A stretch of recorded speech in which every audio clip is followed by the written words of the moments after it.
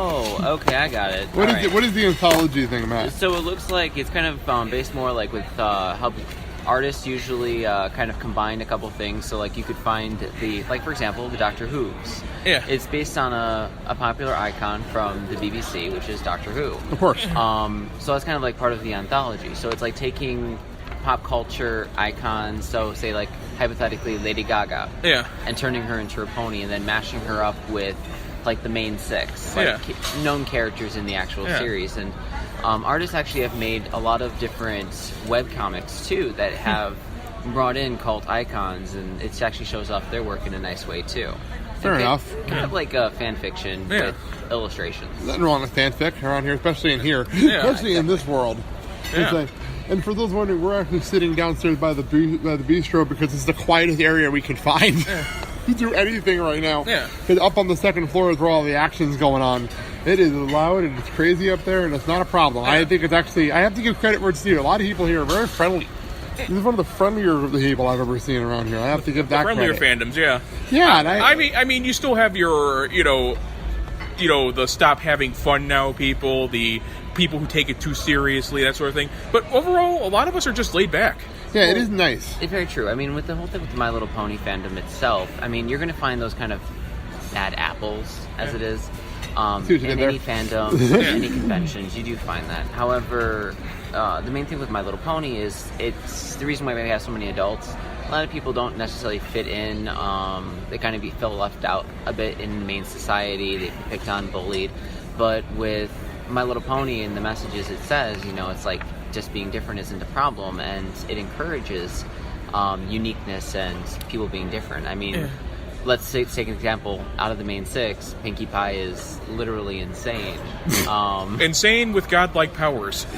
True, but she's very much highly encouraged to do the things that she does, and she's highly accepted within the group. And she's crazy, but she's actually a lot smarter than people give her credit for. Exactly. So these conventions, you find a lot of people who follow that same kind of mindset where they want to be inclusive to everybody because they're following based on the messages of the show. Yeah. That's true. That's a good point. It's a very good point. And in times like this, it's actually a very, very important thing. Yeah, it's very true. Especially, it's actually nice to go somewhere where it's not worrying about anything. Yeah. It's really nice in here. I was saying, it's not lax of security, but they're not bugging everybody. It's kind of like, do your thing. No stress. We're trusting you to do your thing. You know, it's nice around here. There's no. And actually got in a round of lethal enforcers. I mean, and where necessary, of course, they're going to step in. But I mean, they probably also don't anticipate there being too many problems. All they ask you to do is make sure your badges are on display. Just make sure you know where you are and know why you're here. You know what I mean? It's not that fair, and that's fair. I like that. Exactly. It's not looser. So when we get moving in a few minutes, Kyle wants to go head out to the How to Stop Bullying panel going on a little while, hosted by James Dean, which I do love the fact that I think that's pretty cool. Well, he's pretty spry for a dead man. They already know this, and the funny part is this is airing next Friday by the time anyone hears this, but I gotta head out around 2 o'clock for Dandy and CJ's belt testing, but I'll be getting them the audio equipment so they can get audio of stuff going on. I know we have the guest of honor panel at 2 o'clock, which is going to be a lot of fun. And I know, where's the other thing that I saw on here? Because there's the Ciderfest cosplay contest at 3:30, which I think is taking place right above us. I think so, yeah. In the Apple Orchard area, right above where we're sitting. So I'm not sure what time I'll be back here, but I'll be back later, which I am looking forward to coming back. So I do want to taste some cider sometime today, because we went up to the cider room. I love the hidden cider room that's all the way up on the 18th floor. Just hidden upstairs. And those with vertigo, we encourage you not to look down. Yeah, because it's a glass elevator. It's a glass elevator all the way up to the 18th floor. We're on the first floor. Just note that. It's a 20-floor freaking hotel we're in? Hotel thing we're in today? So, I don't know. This is going to be pretty freaking crazy. So, what do you think of the convention so far? I have to say, it's cool. It's actually really cool. Laid back, which I actually appreciate, the laid backness of this place. Here's a question for you. You asked me this last year, so I'm asking you now. Would you come back? Not bad. I would. I would actually totally. I have a feeling we might be invited back after our coverage today, after our coverage this week. So I don't mind doing it. And I actually like the fact that they're so organized. Yeah. Because it's so organized here. And the fact of the matter is that they're nice, they're organized, they organize everything to the minute. Like literally to the minute. And I've never seen anything like this right now. This is actually really, really cool. So before we wrap up this segment, we'll be back later, obviously. Matt, you said you knew one of the bands at the concert later on tonight. Well, obviously not personally, but through their YouTube channel, I've actually been listening to a lot of their music. Which band is that? Forever Free Pony, actually. They're acoustic singer-songwriter. I love acoustic stuff. Yeah. Oh, yeah. Acoustic stuff's pretty nice. They actually are, I really love their music. They have quite a bit of content on there. I highly encourage people to check them out if you ever want to hear some unique My Little Pony themed music. Yeah, so we'll have all that covered later on. And all, like I said, that's at 7 tonight. So I'll make sure I hand the recorders off. I'm hopefully back by then, so I can hang out a little bit and see what's going on there. Oh, yeah. So, well, that being said, let's wrap up this segment. Right. We'll talk later. Okay. And we'll talk more. And I'm going to be handing off audio equipment to these guys to get some panel audio later on. And we'll talk to you all later. Have a good one. Goodbye. Bye. Well, hello, everyone. It's Kyle here. And Matt. And I was going to say, Blake isn't here at the moment, so yeah, prepare for a lot of awkward pauses and stutters because we're getting stuck with someone who isn't very social. Yeah, so basically we're going to be recapping over what we've done so far since the last recording. We caught two panels. One was a really decent panel on bullying, and the other one was what seemed to be an original. Yeah, basically what it was. It was a playlet for Yeah, it was a playlet for the show. They had people casting his voice. We were thinking it might have been more like a guest star paneling, but we had people actually doing like voice acting live. So, which was really, we had several of the series regulars. Yeah, several series regulars. It was actually very interesting, actually. Yeah. And of course, can't be My Little Pony without having a song featured at least somewhere once in the episode. And there was actually a really nice song that was included there too. Okay.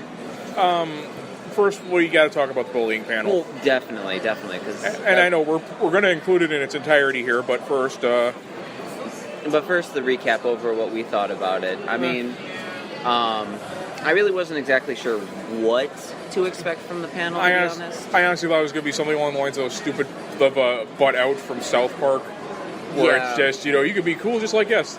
Yeah, that just makes me want to smoke out of spite. Yeah, but this group is called GAB, GAB, which stands for... hold on, we got their card right here. Hopefully. There. Generations Against Bullying. And it's a wonderful nonprofit organization. Their basic goal is to get the people who are being bullied to actually stand up or actually encourage other people to come to the aid of people who are being bullied. It only takes one person to help someone out who's being bullied. And as the Marvin Winans song from the Shaq movie Steel goes, stand up, you gotta do what you gotta do. Exactly. So, I mean, they had 4 people. One was just basically kind of the lead, kind of getting everyone started off. He's James Dean, the director of media relations, and may I say that he's actually rather spry for a dead guy. Yeah, of course. James Dean was his name, but obviously not the singer. So not the actor. Or the actor. Sorry, my bad. Yeah. 30 lashes with a wet noodle. I know. But we did have featured no, better. 10 flips now! But featured as panelists, we had a psychologist. The circuit court judge. Oh, I think it was a circuit court judge. He was actually, municipal court judge. Yes, he was a municipal court judge. He also is a not a public defender, but he was he's a former lawyer. He was a former lawyer who became a. Well, he's still actually practicing a little bit. Oh, okay. And then the third one was a parent who actually social activist and parent. His daughter had been dealing with bullying, and that kind of galvanized him to actually start trying to stand up for it. Figure out what's going on, starting it at home, which is really the most important spot too. Parents should always be starting at home. Very much so. Very much so. And we both have had experiences with bullying. You want to kick off? We're actually going to go into depth with our bullying experiences. That's fine. But yeah, we both had some issues. For me, my bullying has never been violent, physically violent. It's usually mine has just been basically verbal. And it's harsh. I mean, the thing is that physical bullying, it just leaves bruises and scars. Yeah, physical scars heal. Yeah, they heal. And the thing is, it still does cause, like, emotional trauma, too, with the physical stuff as well. But verbal, it just does everything superficially. No one knows. If you're not talking about it, you don't know what's actually happening. And you don't know what's going behind the scenes. As much as I love my uncle, and, you know, he could be a great guy, he was also an undiagnosed bipolar. And he would be alternately one of the best people in the world and also one of the biggest bastards to rock the planet. Yeah. So, you know, I miss him terribly, but at the same time, I don't miss being used as a whipping boy. Yeah, this is true. And I was going to say, at school, well, let's be honest, I was always very eccentric and... Which, I mean, I can agree with. I was the same way. I was as eccentric as you are, probably, in some ways.